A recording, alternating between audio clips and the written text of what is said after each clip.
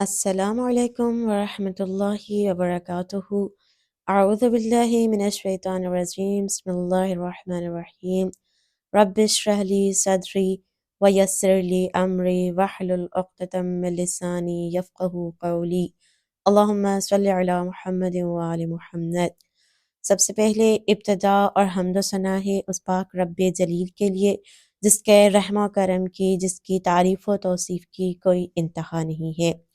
سب سے پہلے میں آپ کو پروگرام خلاصہ قرآن میں خوش آمدید کہتی ہوں۔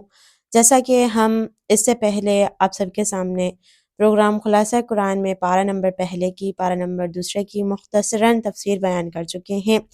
آج جو آپ سب کے سامنے موضوع پیش خدمت ہے وہ ہے خلاصہ قرآن میں تیسرے پارے کی تفسیر۔ تیسرے پارے کا مختصر خلاصہ بیان کرتی چلوں۔ اب آئیں دیکھتے ہیں کہ اللہ پاک نے تیسرے پارے میں کیا ارشاد فرمایا ہے، کون سے موضوعات پر بحث کی ہے۔ علماء مفسرین تیسرے پارے کو دو حصوں میں تقسیم کرتے ہیں۔ ان میں سے پہلا حصہ ہے سورہ بقرہ کا باقیہ بچا ہوا حصہ، اور دوسرا حصہ ہے سورہ آل عمران کا ابتدائی حصہ۔ اب آئیں پہلے دیکھتے ہیں کہ سورہ بقرہ کے باقی حصے میں اللہ پاک نے کون سے موضوعات پر بحث کی ہے، تیسرے پارے میں کون سے موضوعات پر بحث کی گئی ہے۔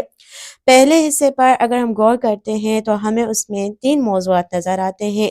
پہلا موضوع ہے 2 بڑی آیتیں، جن میں سے پہلی بڑی آیت ہے آیت الکرسی کے، جو معنی، مفہوم، عظمت و عزت کے لحاظ سے بہت وسیع معنی کی حامل ہے، جس میں اللہ پاک کا ذکر 17 مرتبہ آیا ہے۔ دوسری آیت ہے آیت مدینہ کہ جو مقدار کے لحاظ سے سب سے بڑی آیت ہے، کہ جس میں قرض اور تجارت کا ذکر کیا گیا ہے۔ اب ہم آتے ہیں اس کے دوسرے موضوع پر، جس میں 2 نبیوں کا ذکر کیا گیا ہے۔ پہلے نبی حضرت ابراہیم علیہ السلام کہ جن کا مباحثہ ذکر کیا گیا ہے نمرود سے۔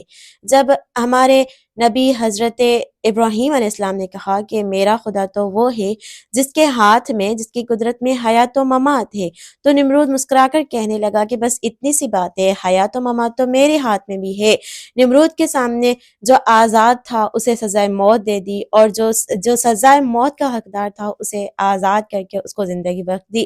اور نمرود مسکرا کر کہنے لگا دیکھ لو ابراہیم، یہ حیات و ممات، زندگی اور موت تو میرے ہاتھ میں بھی ہے۔ لیکن اسی وقت جناب ابراہیم علیہ السلام نے ایسی دلیل پیش کی کہ جس سے کافر مبہوت ہو گیا۔ جناب ابراہیم علیہ السلام مسکرا کر کہنے لگے کہ نمرود، میرا خدا تو وہ ہے جو مشرق سے سورج کو نکالتا ہے، سورج کو ابھارتا ہے اور مغرب کی جانب پلٹتا ہے۔ اگر تم خدا ہو تو مغرب کی جانب سے سورج کو پلٹاؤ اور مشرق کی طرف اسے غروب کرو۔ پس یہ سن کر کافر مبہوت ہو گیا۔ قرآن پاک میں کیا خوب کہا گیا ہے کہ فَبُہِتَ الَّذِی کَفَرَ، پس کافر مبہوت ہو گیا۔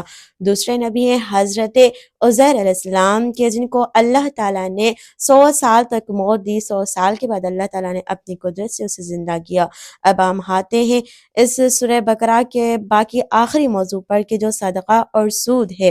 صدقہ اور سود اگر ہم بظاہر دیکھیں تو صدقہ دینے سے مال میں کمی ہوتی ہے اور سود دینے سے مال میں کمی نہیں ہوتی ہے، لیکن اگر ہم اس کے باطنی برکات پر، اگر ہم اس کی باطنی چیزوں پر غور کریں تو صدقہ دینے سے مال میں برکت ہوتی ہے، صدقہ دینے سے مال بڑھتا ہے، اور سود دینے سے، سود لینے سے مال میں کمی کوتاہی ہوتی ہے، مال میں جو برکت ہوتی ہے وہ بھی ختم ہو جاتی ہے۔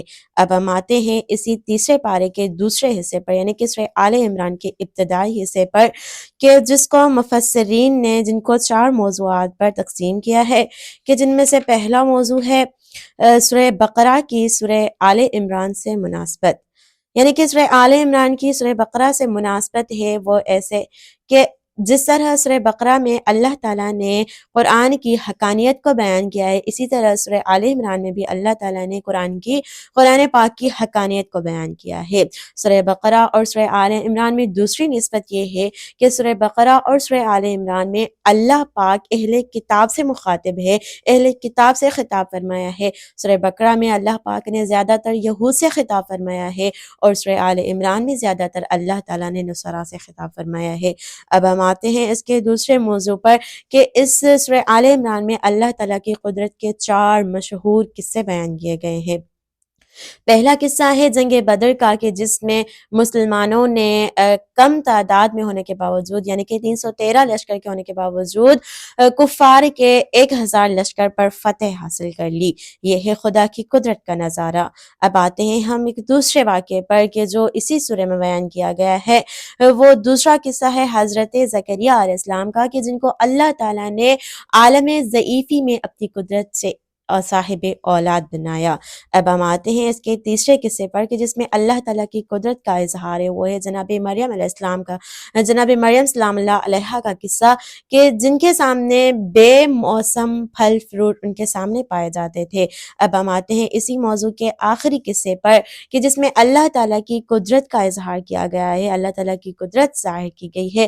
وہ ہے حضرت عیسیٰ علیہ السلام کا قصہ کہ جن کو اللہ تعالیٰ نے اپنی قدرت سے بغیر باپ کے پیدا کیا، اور کم سن کی عالم میں جناب عیسیٰ علیہ السلام نے اللہ تعالیٰ کے حکم سے کلام کیا، اور حضرت عیسیٰ علیہ السلام کا آسمان کی طرف اٹھایا جانا، ان سب میں اللہ تعالیٰ کی قدرت کا اظہار کیا گیا ہے۔ اب ہم آتے ہیں اسی سورہ کے تیسرے موضوع پر کہ مناظرہ مباحلہ مفاہمہ اہل کتاب سے۔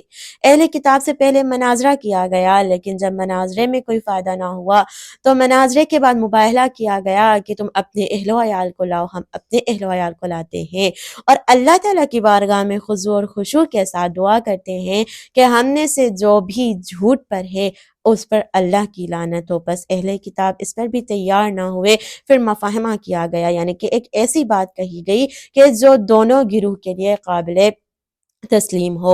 وہ جو بات کہی گئی، وہ جس بات پر مفاہمہ کیا گیا، وہ ہے لا الہ الا اللہ۔ اب آتے ہیں ہم اس کے آخری موضوع پر کہ انبیاء سابقین سے عہد۔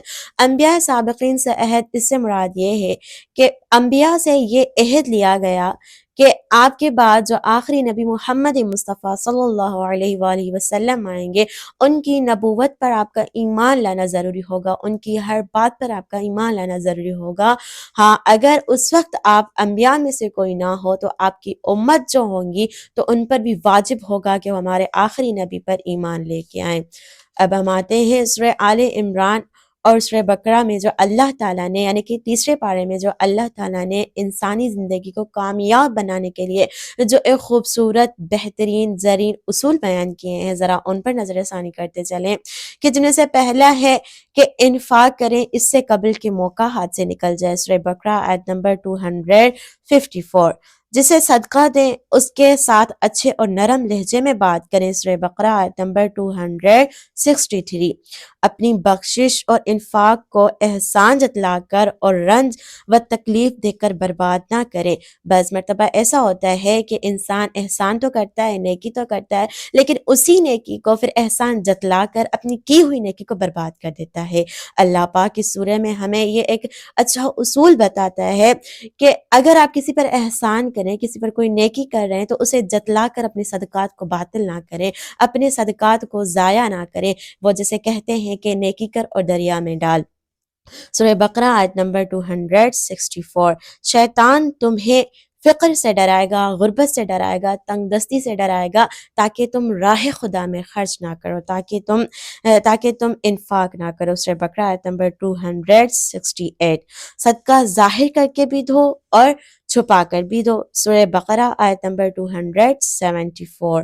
سود میں بے برکتی ہوتی ہے اور صدقہ میں برکت ہوتی ہے، سورہ بقرہ آیت نمبر 276۔ ہرگز سود کی طرف نہ جاؤ، سورہ بقرہ آیت نمبر 278۔ قرض دار کو موقع دیں اور اس پر دباؤ نہ ڈالیں۔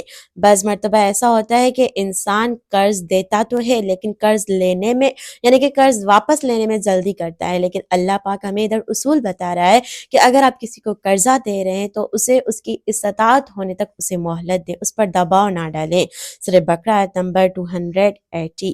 جب ایک دوسرے کو قرض دے تو اس کے لیے لازماً کوئی گواہ ضرور بنائیں، سورہ بقرہ آیت نمبر 286۔